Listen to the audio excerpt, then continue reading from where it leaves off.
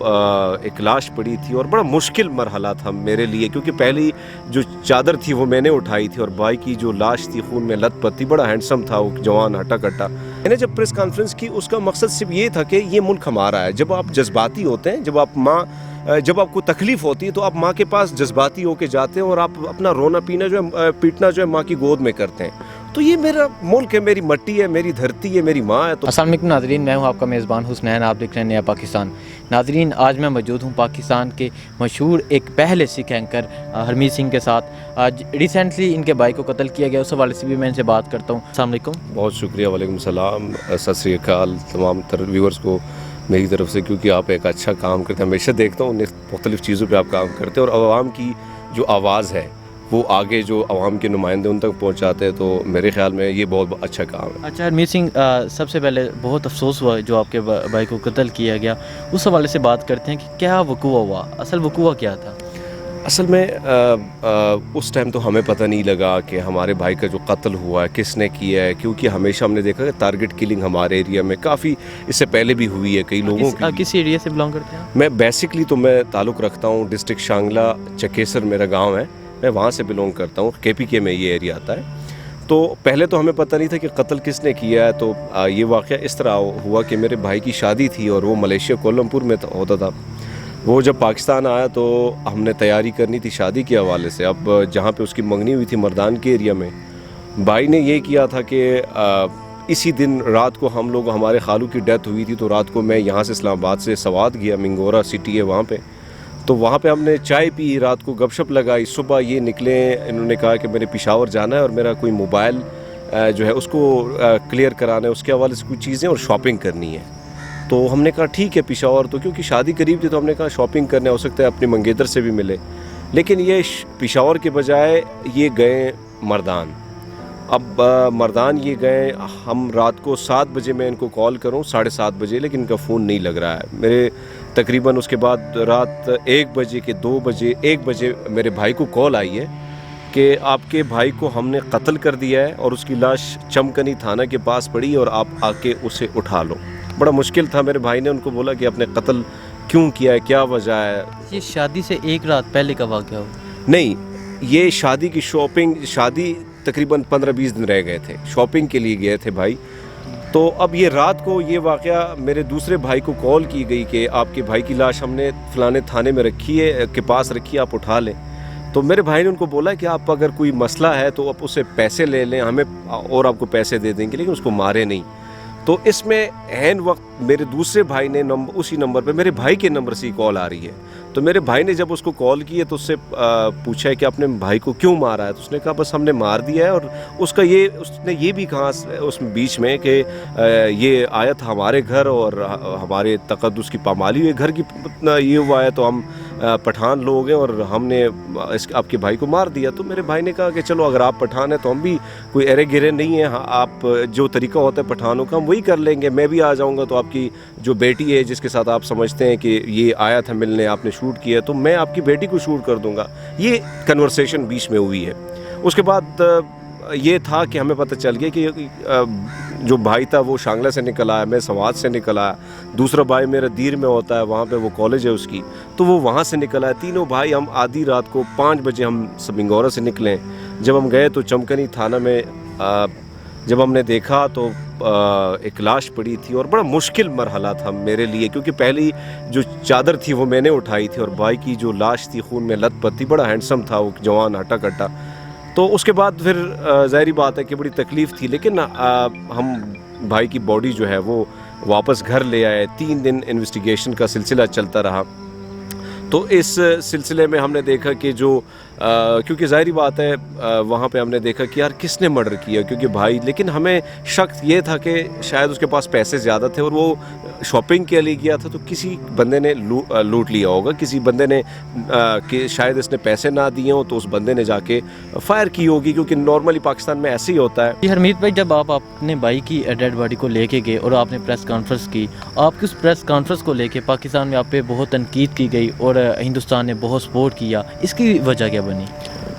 دیکھیے یہ چیز جو ہے کافی لوگ یہی سوال کرتے رہتے ہو، کافی لوگوں نے تنقید بھی کی، لیکن جب آپ बहुत मुश्किल होता है कि एक जवान आपकी जितनी उम्र हो फिर वो हटा कटा जवान जब आपको ज़िंदा जाए और उसकी लाश मिल जाए तो तकलीफ़ होती है। और उसके बाद मैंने देखे थे कि कई सिख टारगेट किलिंग में मारे गए थे, इसमें कोई शक नहीं है।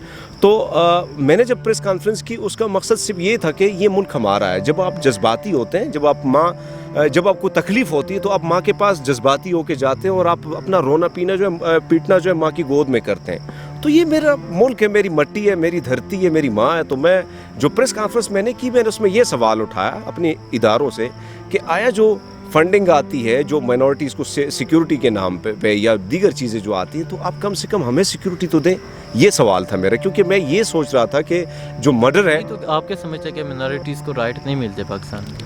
एग्जैक्टली कई चीज़ों में ऐसी चीज़ें हैं कि उसमें मिनॉरिटीज़ में राइट्स में अभी भी कमी है। इसमें ऐसा एज इट इज़ ये बात नहीं कि मिनॉरिटी को पूरे राइट्स मिलते हैं, कई चीज़ों में हमें नहीं मिल रहे हैं, कई चीज़ों में हमारा कोटा है वो हमें नहीं मिल रहा है, वो एक अलग डिस्कशन है। तो ये दो लफ्ज़ ऐसे थे जिसको इंडिया ने बड़ा उछाला कि हरमीत सिंह कह रहे हैं कि इनको कोई जो है हुकूमत, उन्होंने सीधा अटैक हुकूमत पे कर दिया, क्योंकि उस वक्त चल रहा था आर्टिकल 370 जो है कश्मीर से हटा दिया गया था, काला गैर आइनी और गैर कानूनी जो है तरीके से हटा दिया गया। और जिस तरह हालात थे भारत में, तो बीजेपी हुकूमत चाह यही रही थी कि अब इस चीज़ को हम जो आग है इसको मज़ीद भड़काएं और लोगों को बता दें कि हम जो कर रहे हैं मुस्लिम के हवाले से तो ये ठीक कर रहे हैं, क्योंकि वहाँ पे देखो सिखों को भी मारा जा रहा है। तो उन्होंने अपनी मफादात हासिल करने के लिए उन्होंने बार बार इस चीज़ को हेडलाइन में डाला। मुझसे जब ये मैं ऑन द रिकॉर्ड आपको बात कर रहा हूँ कि आप जब भी हिंदुस्तानी चैनल देखें और उसी टाइम के मेरे जितने भी इंटरव्यूज़ हैं, देखो ये बड़ा मुश्किल काम होता है कि भाई की लाश आपके पास पड़ी हो और लोग आपसे तरह तरह के और हिंदुस्तानी जिस किस्म के सवाल करते हैं वो आपको पता है। उन्होंने बड़ी कोशिश की कि हरमीत पाकिस्तान के ख़िलाफ़ कुछ बात करें। पाकिस्तान के ख़िलाफ़ मैं कभी बात नहीं करूँगा, क्योंकि ये मेरा मुल्क है, यहाँ पर मैं रहता हूँ, मैंने ज़िंदगी गुजारी, मेरे दादे परदादे हम वो लोग हैं जो बाई चॉइस इस मुल्क को हम लोगों ने चुना है। तो ऐसे कैसे हम पाकिस्तान के खिलाफ कुछ बात करें? ठीक है हरमीत भाई, ये बताइए कि उस केस की इन्वेस्टिगेशन कहाँ तक पहुँची ज़रा, वो क्योंकि बिकॉज आपके भाई का मर्डर हुआ, कत्ल हुआ, उसके बाद वो केस आपने प्रेस कॉन्फ्रेंस भी की, तो केस की इन्वेस्टिगेशन कुछ ना कुछ तो हो गई अभी तक, वो कहाँ तक पहुँची? तो उसी सवाल पे मैं आ रहा हूँ। उसी के बाद हमें तकरीबन 3 दिन बाद, क्योंकि वज़ीर-ए-आज़म इमरान खान ने भी नोटिस ले लिया, उसके बाद CM ने भी ले लिया, तमाम तर चीज़ें, क्योंकि मीडिया में मैं हम सहाफ़ी हूँ तो इस वजह से सहाफ़ी भाइयों ने भी उस चीज़ को बहुत उठाया, इंटरनेशनल मीडिया ने उठाया उस केस को। तो मैं सबका शुक्रिया भी अदा करना चाहूँगा, आपका भी शुक्रिया अदा करना चाहूँगा, सब ने मेरी बड़ी हेल्प की उसमें। तो उससे ये हुआ कि 3 दिन में हमें पता चला कि हमारी जो भाभी, जो भाभी तो नहीं कहूँगा, एक गलीज़ किस्म की खातून थी जिसने इस किस्म की हरकत की, तो वो इन्वॉल्व थी भाई के मर्डर में। और भाई को उसने कत्ल इसलिए किया था कि भाई ने कुछ 40 लाख रुपए की ट्रांजैक्शन उसके अकाउंट में की थी और भाई ने डिमांड की थी कि आप मेरे अकाउंट में ट्रांजैक्शन करा दें, क्योंकि मैंने आगे चीज़ें अपने लिए कुछ चीज़ें ख़रीदनी है। तो वो पैसे ऑलरेडी वो यूज़ कर चुकी थी और उसके साथ उसका एक बॉयफ्रेंड था, दूसरा शामिल था, एक उजरती कातिल था। ये तीनों की प्लानिंग थी। वो केस ऑलरेडी आपके सामने है। तो इसके बाद ये केस सॉल्व हो गया, जो मुजरिम है वो पकड़े गए, सारा कुछ हो गया।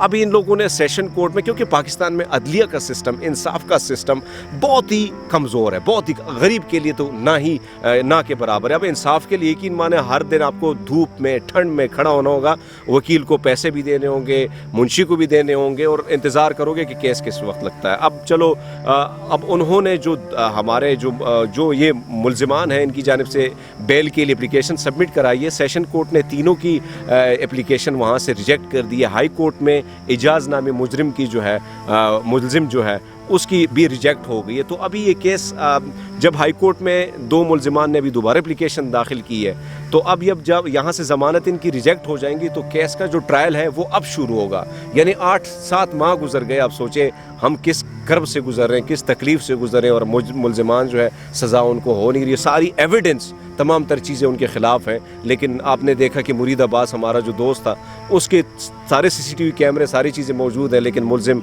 बाहर फिर रहे हैं, आज़ाद फिर रहे हैं। तो क्या समझते हैं, देखें पाकिस्तान में जो कानून है, जैसे कि बात की कि एक गरीब को इंसाफ नहीं मिलता। अगर एक गरीब दर बदर की ठोकरें खाता है कि कभी मुंशी के पास, कभी गार्ड के पास, कभी वकील के पास, लेकिन पता नहीं कब उसका केस उसे आवाज़ दी जाती है, ये भी नहीं पता होता कब उसका केस आता है। तो क्या समझते हैं ये जो हमारा निज़ाम है ये किस तरह चेंज हो गया?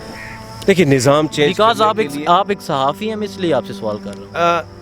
हमारे कुछ ऐसी बातें हैं जिस पे हम खुल के बात भी नहीं कर सकते, लेकिन निज़ाम चेंज करने के लिए جو سیٹ اپ ہے, جو سوچ ہے, وہ سوچ اگر ان چیزوں کو ٹھیک کرے گی تو یقین مانیں کچھ, کیونکہ پولیس میں ہم نہیں چاہ رہے ہیں کہ پولیس ٹھیک ہو, یہ کوئی بھی نہیں چاہ رہا ہے. یہاں پہ جو ادارے ہیں وہ نہیں چاہ رہے کہ پولیس ٹھیک ہو, یا عدلیہ کا سسٹم اگر انصاف ملے گا تو پھر اوروں کی کیا ضرورت ہوگی. بات یہی ہے کہ ایک سوچ ان چیزوں کو ٹھیک نہیں کرے, اور سوچ آپ کو بھی پتہ ہے, سب کو پتہ ہے. پرابلم اس ملک میں یہ ہے کہ جب ادارے ٹھیک ہو جائیں گے, پولیس سسٹم ٹھیک ہو جائے گا, تو پھر پولیٹیشین کے پاس کس نے جانا ہے, کس نے کسی اور سیکیورٹی ایجنسی کے پاس جانا ہے, کیونکہ آپ کو انصاف اسی ٹائم پہ مل گیا. اب باہر دنیا میں آپ دیکھیں ود ان سیکنڈز آپ کو پیسے لگانے کی ضرورت نہیں ہوتی. ادھر یقین مانیں ہمارا بھائی چلا گیا, 40 لاکھ روپیہ اس کا چلا گیا, اس کے بعد ہم وکیل کو ہائر کرتے ہیں, پیسے دیتے ہیں, تو چلو ہمارا تو بس چلتا ہے, تھوڑا بہت ہے تو گزارا چل جاتا ہے. لیکن وہ سوچیں وہ غریب لوگ جن کے پاس کھانے کے لیے پیسے نہیں ہیں, جن کے بیچاروں کو, معصوم لوگوں کو مار دیا جاتا ہے, تو وہ کیا کریں گے.